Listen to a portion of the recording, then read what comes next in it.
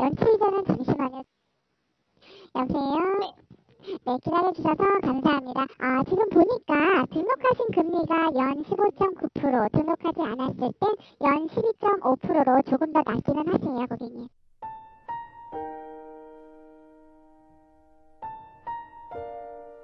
좋아요, 구독, 그리고 알람 설정까지 부탁드립니다.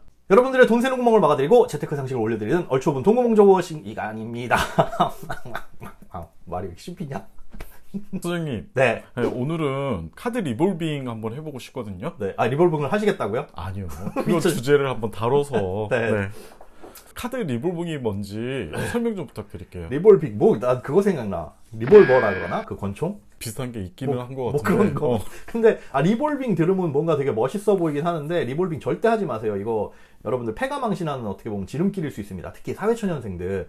리볼빙이 뭐냐면, 이번 달에 카드를 긁었어요. 그래서 다음 달에 이제 한 달 동안 긁은 돈을 다음 달에 갚아야 되잖아요. 만약에 100만 원을 긁었는데, 다음 달 10일에 갚기로 했는데, 이거 10일 날 통장에 돈이 없다. 100만 원을 넣어야 되는데, 나는 50만 원밖에 없어. 그러면, 나머지가 연체되잖아요. 그럴 때, 일단 50만 원만 갚고, 나머지 이 50만 원은 이자를 붙여서 다음 달로 넘어가는, 즉 대출을 받아서 넘어가는 형태가 바로 리볼빙입니다. 그런데 리볼빙이라고 보통 흔히들 표현을 하긴 하지만 이게 카드사마다 표현하는 말이 약간 다르기도 해요. 뭐 일부 결제 금액 2월 약정 아니면 최소 금액 결제 서비스 이런 식으로 이름이 조금 다르긴 한데 개념은 내가 긁은 돈을 전부 다 갚지 않고 일부만 갚으면 이 나머지 돈들은 연체 않고 다음으로 넘어간다. 이런 개념이라고 보시면 되겠죠. 그런데 소장님, 네. 이거 리볼빙을 그러면 어떻게 생각하면 조금 더 융통성 있게 자금 운영이 가능하다는 장점이 있는 거잖아요.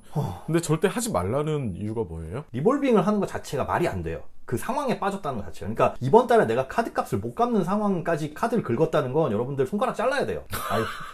손가락 자르는 건 조금 심하고 카드 잘라야 됩니다. 물론 정말 힘든 경우 있어요. 막 직장이 어려워져가지고 갑자기 직장을 실직을 한다거나 정말 이런 예외적인 경우는 있는데 그래도 이 카드를 이렇게 쓴다는 거, 평상시에 카드를 이렇게 쓴다는 건 말이 안 되거든요. 내가 갚을 수 없는 한도까지 외상을 한 거잖아요. 그러면 이미 소비 구조 자체가 잘못됐다. 이건 크게 반성을 하시고 뜯어 고쳐야 됩니다. 이게 왜 문제냐? 그거 연체시키는 것보다 낫지 않냐. 문제는 이자가 어마어마해요. 요번 달에 일부 갚고 나머지로 돌아가는. 차라리 연체시키는 게 낫지 않나? 그렇게 생각이 될 정도로 이자가 어마어마하고 이게 눈덩이처럼 불어나다 보니까 이번 달에 그럼 적게 긁으면 되겠지. 사실은 사람들이 쓰던 가닥이 있거든요. 지난달에 100만 원 쓴 사람이 다음 달에 줄여서 쓴다? 택도 없죠. 더 씁니다. 더 쓰고 이게 눈덩이처럼 불어나서 나중에 이건 갚기가 어려운 상황? 빚을 빚으로 막는 그런 돌려막기인 상황이나 비슷해요. 그러면 소장님, 네. 더 구체적으로 만약에 이게 리볼빙을 연체하게 되면 어떤 상황이 돼요?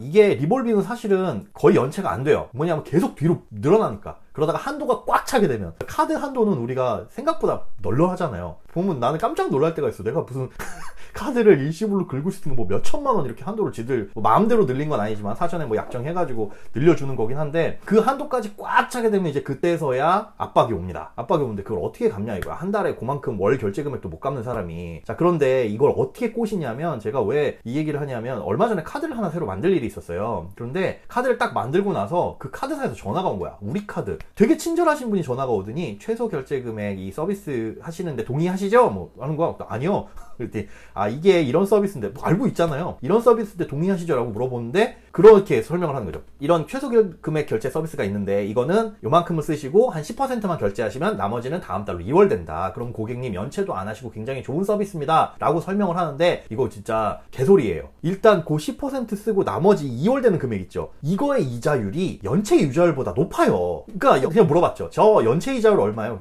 고객님 개인정보 조회 후에 도와드리겠습니다. 연체 이자율 17점 몇 프로였나? 자, 그러면 그거 리볼빙 서비스 결제 이자율 얼마일까?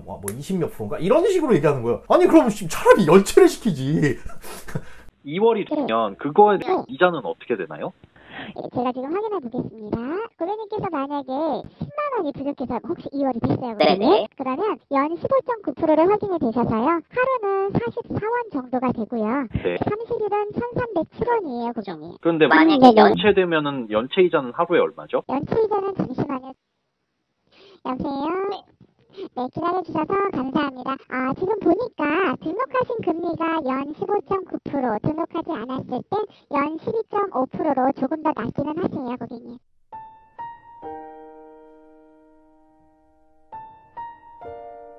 그리고 연체시킬 일도 없을 뿐더러 우리가 카드 쓰다가 깜빡하고 연체할 때 있잖아요. 오늘 결제일이었는데 내가 통장에 잔고를 안 맞춰놨어. 그래가지고 한 5만원 연체되면 다음날 문자로 날라와요. 얼마 못 받았다고. 그럼 그때 바로 넣으면 그만큼만 연체되는데 이걸 모르고 있었다? 리볼빙으로 넘어갔다? 그러면 이자가 훨씬 더 붙어서 한 달 이자가 붙어가지고 나가는 거니까 무조건 손해죠. 무조건 손해. 그러니까 할 일이 사실은 없어요. 없는데 그런 식으로 해가지고 뭐 어영부영 하다가 동의해버리면 이런 이상한 서비스에 가입이 돼버려가지고 나도 모르게 당할 수 있다. 절대 리볼빙이나 이런 거는 아예 서비스 자체를 신청을 안 하시는 게 맞습니다. 혹시 하시는 분 있으면 그거 취소를 하시거나. 그러면은 이게 연체되면 그거에 대한 갚아야 될 돈이 원래보다 더 비싼 이자로 하게 되잖아. 이걸 또 못 갚으면 오케이. 원금의 이자가 해서 맞아. 또 다시 이자가 붙는 거잖아. 얘가 이제 연체가 아닌 개념이고 계속 뒤로 미루는 거다 보니까 예를 들어 이번 달에 50만 원을 못 갚았어요. 다음 달에 2월 됐잖아요. 그게 연이율이 붙었죠. 50만 원에 10%인 5만 원이 붙었는데 이게 한 달치 이자니까 뭐 한 4천 얼마 붙었겠네. 50만 4천 얼마가 다음 달로 이연되는데 이것도 못 갚았어. 그러면 이 50만 4천 원에 대한 이자가 또 복리로 붙어. 계속 풀어나면서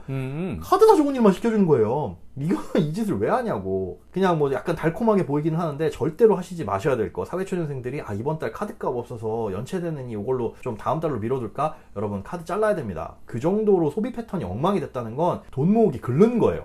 그래놓고 무슨 코인을 한다니 주식을 한다니 그런 거 하지 말고 우리 소비 습관부터 제대로 붙잡으셔야 된다. 절대로 리볼빙 사용하시는 분들 이번 기회에 적금을 깨서라도 다 갚고 카드값 다 갚고 카드 사용한도 확 줄인 다음에 그런 서비스 없애버리고 차근차근 내가 가능한 범위 내에서만 용돈 쓰시는 게 가장 중요합니다. 그리고 이거 중요한 부분인데 연체시키면 그러면 신용등급 떨어지잖아요. 신용점수 떨어지잖아요. 막 그러지잖아요. 리볼빙도요. 쌓이면 신용등급 떨어져요. 이게 연체가 안 됐더라도. 그러니까 리볼빙에 잔액이 많아졌다는 건 대출 잔액이 많아진 거거든요. 그렇게 되면 신용평가 회사에서 이 사람 봐라.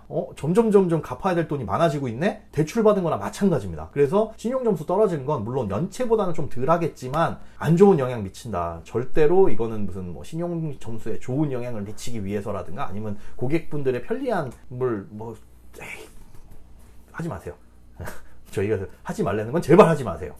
나는 그것도 봤거든. 뭐냐면 결제할 때 우리 인터넷 결제할 때 팝업창 뜨잖아. 그래서 리볼빙이 아니라 말을 바꿔가지고 동의하겠냐고 이렇게 딱 눌러가지고 하라고 하더라고. 그래서 거기에서는 뭐 만약에 연체가 되더라도 일부 금액만 결제하면 할 수 있다 이렇게. 맞아요. 그거 그러는 거예요. 그리고 오늘 온라인 쇼핑몰 이렇게 하면서 무슨 팝업창 뜨면서 최소 금액 요만큼만 결제하시면 다음 달로 2월 되는 서비스 동의하시나요? 그 기본적으로 뭐 동의하는 거에 확인 이렇게 눌러버리면 그냥 그렇게 넘어가는 경우 있는데 하지 마세요.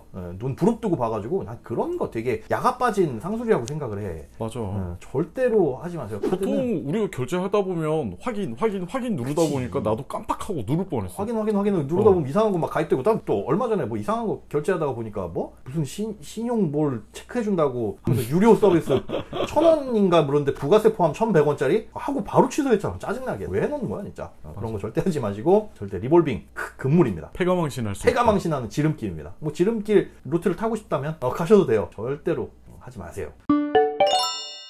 네, 오늘은 신용카드 사용하면서 절대 하시면 안 되는 리볼빙이라는 서비스 알아봤고요. 혹시나 신용카드 사용하시면서 궁금하신 거 있다 하면은 질문 주시기 바랍니다. 다음에 또 재미난 걸로 돌아올게요. 감사합니다. 끝!